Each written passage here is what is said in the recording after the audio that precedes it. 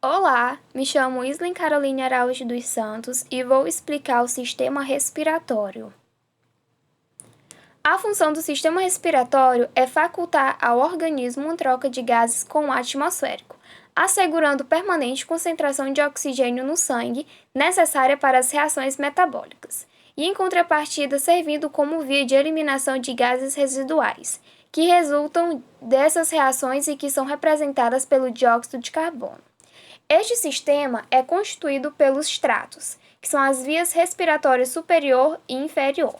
O trato respiratório superior é formado por órgãos localizados fora da caixa torácica, como nariz externo, cavidade nasal, faringe, laringe e a parte superior da traqueia. Já o trato respiratório inferior consiste em órgãos localizados na cavidade torácica, como a parte inferior da traqueia, brônquios, bronquíolos, alvéolos e os pulmões. As camadas das pleuras e os músculos que formam a cavidade torácica também fazem parte do trato respiratório inferior. Como funções do sistema respiratório tem-se hematose, que é um processo de troca gasosa, regulação do pH sanguíneo, eliminação de calor e água, olfação e a filtração, aquecimento e umedecimento do ar inspirado. Nariz. O nariz é uma protuberância situada no centro da face, sendo sua parte exterior denominada nariz externo e a escavação que apresenta interiormente conhecida como cavidade nasal. O ar entra no trato respiratório através de duas aberturas chamadas narinas. Em seguida, flui pelas cavidades nasais direita e esquerda, que estão revestidas por mucosa respiratória. O septo nasal, formado por osso, vômer e etimoide e cartilagem, separa essas duas cavidades. Os pelos interior das narinas, que são chamadas de vibriças, filtram grandes partículas de poeira que poderiam ser inaladas. Além disso, a cavidade nasal contém células receptoras para o olfato. A cavidade nasal é a escavação que encontramos no interior do nariz. Ela é subdividida em dois compartimentos, um direito e um outro esquerdo. Cada compartimento dispõe de um orifício anterior, que é a narina, e um posterior denominado coana.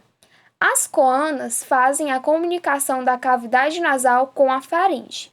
É na cavidade nasal que o ar torna-se condicionado, ou seja, ele é filtrado, umedecido e aquecido. Na parede lateral da cavidade nasal, encontramos as conchas nasais, que são chamados cornetos, que são divididas em superior, média e inferior. Faringe e laringe. Da cavidade nasal, o ar inspirado passa pela faringe, que é uma estrutura compartilhada pelo sistema digestório, e é conduzido à laringe, que é um tubo muscular cuja parede possui estruturas de cartilagem que a mantém permanentemente aberta e lhe dão a consistência rígida.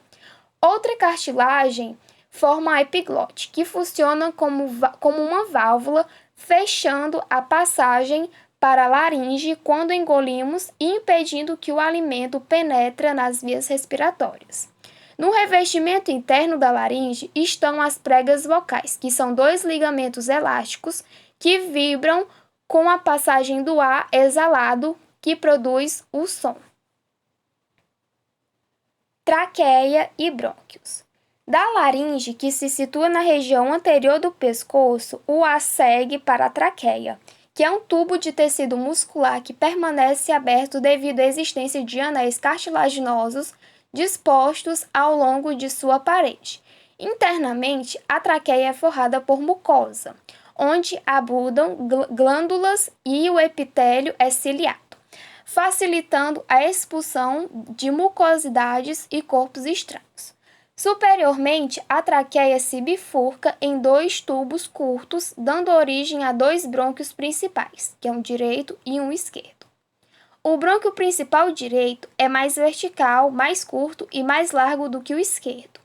Os brônquios principais entram nos pulmões na região chamada hilo pulmonar. Ao atingirem aos pulmões correspondentes, os brônquios principais subdividem-se em brônquios lobares, secundários ou de segunda ordem. Os brânquios lobares subdividem-se em brânquios segmentares, que são os terciários e de terceira ordem, cada um desses distribuindo-se a um segmento pulmonar. Eles são tubos finíssimos que compõem a árvore respiratória pulmonar. Pulmão. Os pulmões são órgãos essenciais na respiração.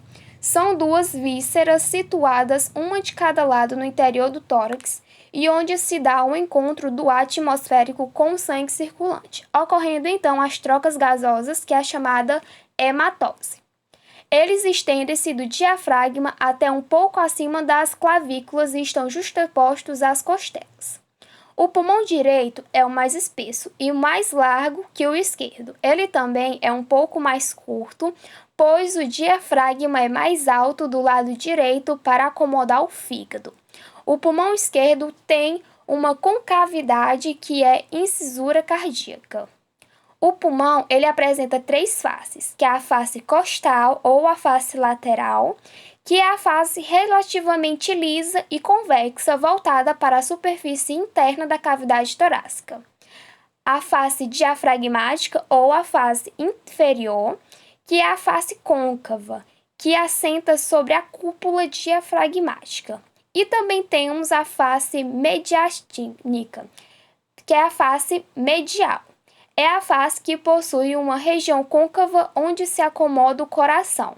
Dorsalmente encontra-se a região denominada hilo ou a raiz do pulmão.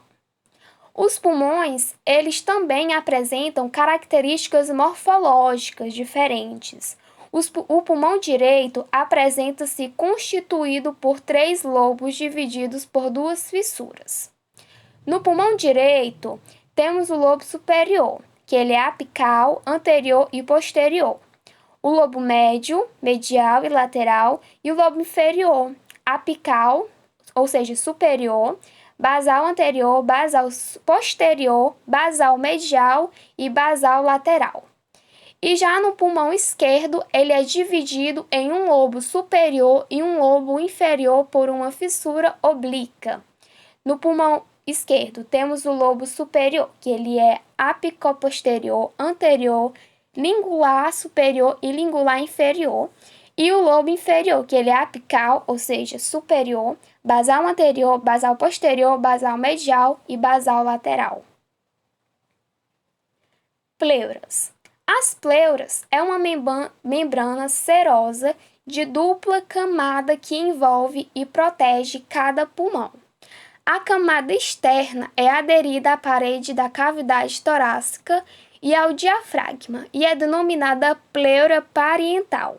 A camada interna, que é a pleura visceral, reveste os próprios pulmões, ou seja, ele se adere intimamente à superfície do pulmão e penetra as fissuras entre os lobos.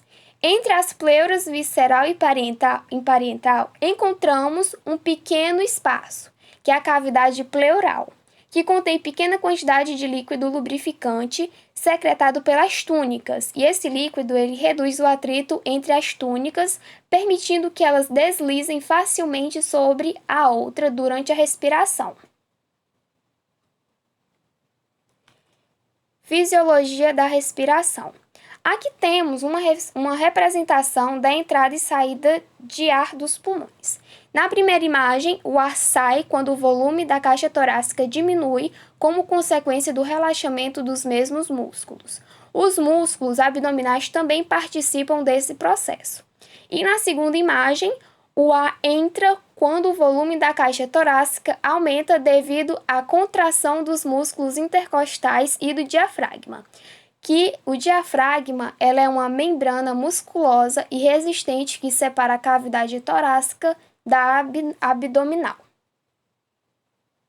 Doenças do sistema respiratório. Dependendo da sua duração, as doenças respiratórias são classificadas como agudas, têm início rápido, duração com menos de 3 meses e do tratamento curto, como por exemplo, a gripe, que ela é uma infecção causada pelo vírus influenza e dura em torno de 7 a 10 dias. Os sintomas da gripe são conhecidos como tosse, dor de cabeça, febre e coriza. E também a Covid-19, que é uma doença respiratória aguda causada pelo vírus da Síndrome Respiratória Aguda Grave 2, que atinge o sistema respiratório e que pode levar ao aparecimento de sintomas até 14 dias após a infecção. Inicialmente, os sintomas da Covid-19 são semelhantes aos da gripe. No entanto, à medida que o vírus multiplica-se no organismo, pode haver perda de olfato e paladar, dor no peito e dificuldade para respirar. E temos as crônicas, que têm um início gradual, duram mais de 3 meses e muitas vezes é necessária a utilização de remédios por longos períodos. Temos a asma como um exemplo, que ela ocorre devido a uma inflamação nas partes internas do pulmão, provocando inchaço e reduzindo a passagem do ar nestas estruturas. Por isso, os principais sintomas da asma são a falta de ar, dificuldade para respirar, tosse sem catarro, chiado no peito e fadiga. E também temos a tuberculose, que é uma doença contagiosa causada pela bactéria Mycobacterium tuberculosis, que é mais popularmente conhecida como bacilo de Koch BK. Esta doença afeta os pulmões, mas dependendo do grau, pode afetar outros órgãos do corpo, como rins, ossos e coração. E esse foi o meu trabalho, espero que tenha gostado.